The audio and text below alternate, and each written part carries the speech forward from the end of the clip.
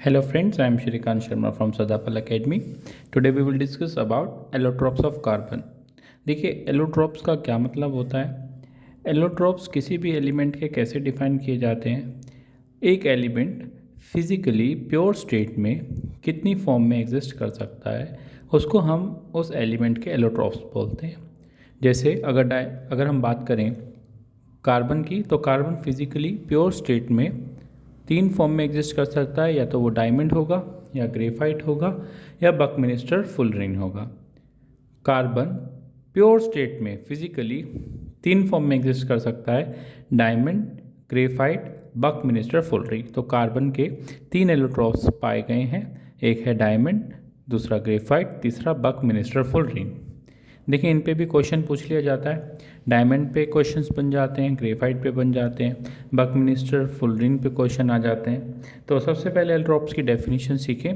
Allotropes of an element are various physical form in which an element can exist in its pure state, this are the allotropes. देखिए जैसे sulphur के भी allotropes हैं आपके पास, phosphorus के भी allotropes हैं, कार्बन के भी एलोट्रोप्स हैं, लेकिन as we are discussing the chapter carbon its compound, हम कार्बन के एलोट्रोप्स डिस्कस करेंगे। पहले हम डिस्कस करेंगे डायमंड के बारे में। देखिए डायमंड तो आप सभी जानते हैं, डायमंड का यूज़ ज्वेलरी में किया जाता है। डायमंड के स्ट्रक्चर की बात करें तो डायमंड का स्ट्रक्चर टेट्राहाइड्रल स्ट्रक्चर होता है, जिसमें एक कार्बन एटम चार कार्बन एटम से जुड़ा होता है। आप देख सकते हैं इधर डायग्राम में, ये एक कार्बन एटम फर्दर कितने कार्बन एटम से ज्वाइन है, चार कार्बन एटम। हर एक कार्बन एटम चार कार्बन एटम से ज्वाइन है। इस तरह के स्ट्रक्चर को टेट्राहाइड्रल स्ट्रक्चर बोलते हैं। If someone ask what is the structure of diamond, it is tetrahedral structure. Diamond का टेट्राहाइड्रल स्ट्रक्चर होता है जिसमें एक कार्बन एटम चार कार्बन एटम से अटैच होते हैं। देखिए एक कार्बन मैक्सिमम चार बॉन्ड बना पाता है। डायमंड में हर एक कार्बन एटम ने चार बॉन्ड बना रखी है, तो इसकी कोई भी फ्री वैलेंसी नहीं है। कोई भी फ्री वैलेंसी नहीं है तो इसका मतलब कोई भी फ्री इलेक्ट्रॉन नहीं होगा। अगर कोई फ्री इलेक्ट्रॉन नहीं होगा तो डायमंड एक पुअर कंडक्टर ऑफ इलेक्ट्रिसिटी माना जाता है। डायमंड इलेक्ट्रिसिटी को कंडक्ट नहीं करता। नॉन मेटल की तरह डायमंड एक इंसुलेटर है, इलेक्ट्रिसिटी कंडक्ट नहीं करता। क्यों नहीं करता, अगर क्वेश्चन पूछा जाए, अगर क्वेश्चन आपकी वेटेज 1 मार्क्स है तो आप लिख सकते हैं because of the absence of free electrons diamond do not conduct electricity. अगर क्वेश्चन की वेटेज 1 से ज़्यादा मार्क्स की आ जाती है तो आप पूरा लिखेंगे because diamond is having tetrahedral structure in which one carbon atom is attached with the four other carbon atom. There is no free valency, hence there is no free electron. Hence, due to the absence of free electron, diamond do not conduct electricity. Diamond एक insulator है, diamond electricity conduct नहीं करता। Diamond strongest substance माना जाता है, the strongest substance known is diamond. After discussing diamond let's discuss about the graphite. तो graphite के बारे में बात करते हैं। ग्रेफाइट का स्ट्रक्चर कुछ इस तरीके से दिखता है, this is the graphite. Graphite का लेयर लाइक स्ट्रक्चर होता है। देखिए आप लेयर में दिख रहे हैं, एक लेयर, दूसरी लेयर, तीसरी लेयर, ऐसे बहुत सारी लेयर्स होती हैं।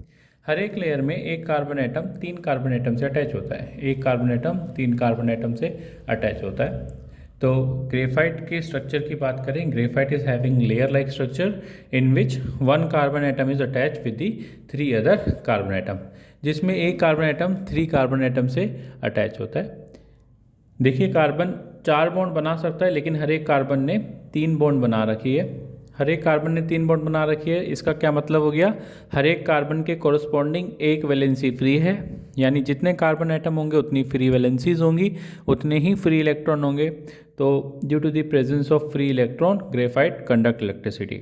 If the question ask why graphite conduct electricity and the question की जो वेटेज है is of 1 marks, you will write graphite conduct electricity because of the presence of free electron. और इसको अगर आपको एक्सप्लेन करते हुए लिखना है तो आप इसको लिखेंगे graphite is having layer like structure in which one carbon atom is attach with the three other carbon atom. For every carbon atom there is free valency, there is free electron corresponding to every carbon atom, there is free electron due to the presence of free electron graphite conduct electricity. This is the answer. Okay, so ये तो हमने reason discuss कर लिया, graphite conduct electricity. इसी graphite का जो electricity का conduction है उसकी वजह से ग्रेफाइट को आप इलेक्ट्रोड्स की तरह भी यूज़ करते हैं इन बैटरीज़ में इलेक्ट्रोड की तरह यूज़ कर लिया जाता है ग्रेफाइट को। ग्रेफाइट और यूज़ होता है पेंसिल के लिड्स में। ग्रेफाइट को एज अ लुब्रिकेंट की तरह भी यूज़ किया जाता है। अब लुब्रिकेंट्स क्या होते हैं? लुब्रिकेंट ऐसे मटेरियल होते हैं जो फ्रिक्शन को रिड्यूस करते हैं। Lubricant are those material which reduces the friction, like grease हो गया, ऑयल हो गया, ये सारे फ्रिक्शन को रिड्यूस करने वाले हैं। ग्रेफाइट को as a dry lubricant use किया जाता है। Graphite is use as a dry lubricant. Why it is use as dry lubricant? देखिए इसका अगर स्ट्रक्चर देखेंगे तो ग्रेफाइट का लेयर लाइक स्ट्रक्चर है। एक लेयर दूसरी लेयर से वीक वेंडरवॉल फोर्सेस से अट्रैक्ट हैं। वीक वेंडरवॉल फोर्सेस या weak van der Waals bonds, this are weak bonds, जिसके कारण से एक लेयर दूसरे लेयर पे स्लिप कर सकती है, और जब एक लेयर दूसरे लेयर पे स्लिप कर जाएंगी तो ये एज अ लुब्रिकेंट की तरह यूज़ किए जा सकते हैं। तो यहाँ पर lubrication of graphite is due to its layer like structure. Different layers are attracted with each other by weak van der Waals forces, they can slip over one another. इसलिए ग्रेफाइट को as a lubricant की तरह use किया जाता है। जहाँ पर dry lubrication की ज़रूरत होती है वहाँ ग्रेफाइट को यूज़ करते हैं।